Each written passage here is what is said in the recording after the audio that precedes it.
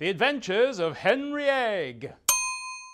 Once upon a time, there was a lot of ice. Actually, there was tons of ice. And on the ice, there was a bear called Dan. A few eggs called Henry, Shelly, and Eggskimo Joe. And believe it or not, a wooden pole. One day, the pole began to vibrate, ever so slowly at first. Then it shook, and it shook, and it shook, and it creaked, and it stopped. The pole did creak.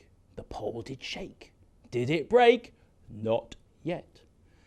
The bear was out on his skates checking for fish. He came across a hole in the ice, and sitting beside the hole was Eggskimo Joe. "Shh," said Joe. "I'm fishing." Dan was perplexed. "What is an egg doing fishing on my ice?" The pole did creak. The pole did shake. Did it break? Not yet. The sun shone, and Henry sat on a deck chair enjoying the winter break. Shelly was sipping an Ice Mary through a giant straw. She slurped divinely on the crushed ice, the cranberry juice, and a touch of snowflake drink. Dan whizzed by rather too fast on his skates, waving madly as only a bear could do. He hit the pole rather too hard for his liking. The pole did creak. The pole did shake. Did it break? Not yet. The pole made a funny noise, and a crack appeared in the ice. Slowly it grew, and it snapped off a huge chunk into the sea. Shelly and Dan Bear were sent flying into the air. "Eggs on ice," said Shelly, as they all came to a stop in the snow pole. The pole wobbled and wibbled, and it moved again. The pole did creak. The pole did shake. Did it break? Not yet. Eggskimo Joe heard the noise and was not amused.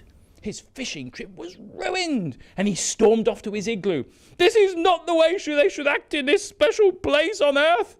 And all of a sudden his house slid sideways near to the sea, and he looked very frozen with fear. "My home is slip-sliding away." The pole did creak. The pole did shake. Did it break? Not yet. He slid over to the igloo and he knocked on the door.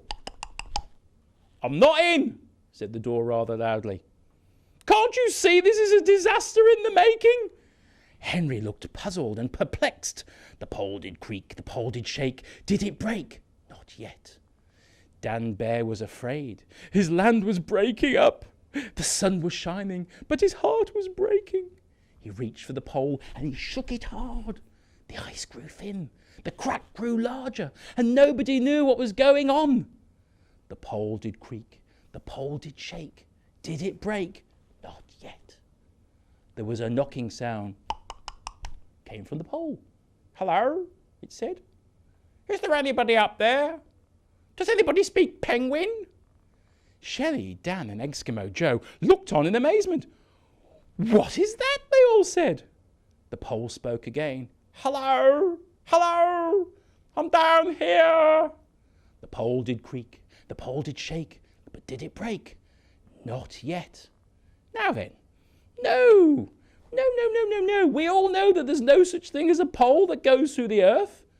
The wind blew, the ice flew.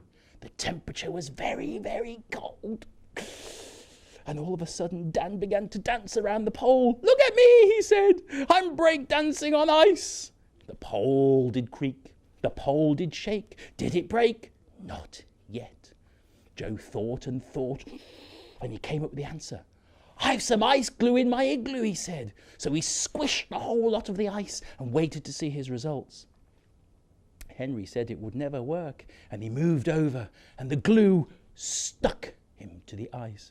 "Oh no, I'm stuck." Shelly glared and was furious, but being the greatest singer around, began to hit the high C's. "See!" And the ice broke into 1,000 pieces, and Henry was shot into the clear blue sky. The pole did creak, the pole did shake. Did it break? Not yet. The sea began to flood the ice. The eggs and the bear were scared, and the igloo sank into the sea. The earth began to shake. "Oh no," they all cried. "What are we going to do?" The earth did creak, the earth did shake. Did it break? Not yet. The end. The Adventures of Henry Egg.